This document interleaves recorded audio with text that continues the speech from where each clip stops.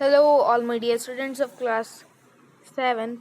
आज मैं आपको पढ़ाने जा रहा हूँ आपकी इंग्लिश की बुक का चैप्टर नंबर 5 क्वालिटी। तो जो आप चैप्टर पढ़ रहे हैं वो है मिस्टर गेस्लर के बारे में। वो क्या है? Boot maker. वो क्या बनाते हैं? जो शूज़ होते हैं उनको मेंड करते हैं। जैसे जो शूज़ बनाते हैं, जैसे शूज़ की अगर शूज़ को जो सही करते हैं उनके बारे में आज आप चैप्टर पढ़ रहे हैं मिस्टर गेस्लर के बारे में। आपने इसके जो थ्री पैरा थे वो वहाँ तक आपने पढ़ लिया था। जो ये लास्ट लाइन है इज़ एन आर्ट, यहाँ तक आपने पढ़ लिया था। आज मैं आपको पैराग्राफ नंबर 4 से स्टार्ट करवाऊँगा। चलिए हम लोग अपने चैप्टर को स्टार्ट करते हैं। It was not possible to go him very often, his boots lasted terribly, having something beyond the temporary, some essence of boot stitched into them. उनके लिए पॉसिबल नहीं था थोड़ा सा और वो आगे जाते, क्योंकि उनके जो बूट्स थे वो पूरी की पूरी तरह टूट चुके थे। One went in, not as into most shop, but restfully as one enters a church, and sitting on the single wooden chair waited a guttural sound and the tip-tap of his slippers beating the narrow. तो जब उनको एक shop मिलती है तो वहाँ पे वो जाते हैं। वहाँ पे एक वुडन चेयर, कुर्सी की जो चेयर होती है वो रखी रहती है, तो उसी पे जा कर के बैठ जाते हैं।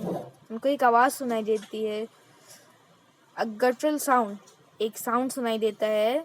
किस चीज़ का साउंड होता है? टिप टैप, स्लीपर्स की बीटिंग का साउंड। जैसे जब कोई चलता है तो स्लीपर्स, जब उसकी स्लीपर से आवाज़ आती है तो उसी चीज़ की आवाज़ आ रही थी। And he would stand before one without coat, a little bent in leather apron, with sleeves turned back, blinking as if he walked from some dream of boots. तो क्या देख रहा था कि एक आदमी थे, वो बिना कोट के बैठे हुए थे, बिना कोट के थे, और उन्होंने एक एप्रन पहना हुआ था। एप्रन, एक एप्रन पहना हुआ था। वो कैसा था? लेदर का था। विथ स्लीव्स टर्न बैक, उनकी जो स्लीव्स थी वो उन्होंने अपनी पीछे करी हुई थी। And I would say, how do you do mister Gessler, could you make me a pair of Russian leather boots. तो वो कहता है, आप कैसे हैं मिस्टर गेस्लर, क्या आप मेरे लिए एक रशियन लेदर बूट्स का एक क्या पेयर बना सकते हैं। Without a word he would leave me retiring whence he came or into other portion of the shop, and I would continue to rest in the wooden chair, inhaling the incense of his trade. उन्होंने क्या किया? एक भी word कहे उन्होंने उनको छोड़ दिया और दूसरे पार्ट में, दुकान की जो शॉप की जो दूसरी पार्ट थी वहाँ पे चले गए, और जो आए थे शूज बनाने के लिए वो क्या करा? वो वहीं पे बैठे रहे। Soon he would come back, holding in his hand a piece of gold brown leather. तो उन्होंने क्या देखा कि जब वो वापस आए तो उन्होंने क्या देखा कि उनके हाथ में एक गोल्ड ब्राउन लेदर था। With eyes fixed on it, he would remark, "What a beautiful piece." तो उन्होंने क्या रिमार्क दिया? उनके वो देख करके, गोल्डन ब्राउन लेदर देख करके उन्होंने कहा, "What a ब्यूटीफुल पीस।" इधर देखिए, इधर कुछ स्पेलिंग्स जो हैं वो रॉन्ग लिखी हुई हैं। जैसे ये ब्यूटीफुल लिखा हुआ है तो ये क्या होगा? Beautiful piece. When I too had admired it, he would speak again, "When do you want them?" And I would answer, "Oh, as soon as you conveniently can."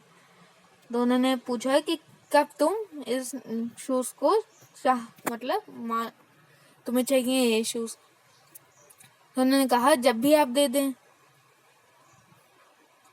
And he would say, tomorrow fortnight. इधर देखिए Fortnite लिखा हुआ है, तो इधर देखिए जो इधर वर्ड गलत लिखे हुए हैं वो आपको इधर वर्ड्स सही मिल जाएंगे। इधर देखिए, इधर आपको ये वाला वर्ड सही मिल जाएगा, फोर्टनाइट। तो उन्होंने कहा हाँ मैं तुम्हें कल दे दूंगा, कल दे दूंगा। और if he were his elder brother, I will ask my brother. उन्होंने कहा कि अगर तुम्हारा कोई एल्डर ब्रदर हो तो उससे भी तुम पूछ लो। तो बच्चों, आज मैं आपको सिर्फ और सिर्फ यहीं तक पढ़ाऊंगा। अगली क्लास में मैं आपको इसके आगे से पढ़ाऊंगा। Till then, thank you and goodbye for now.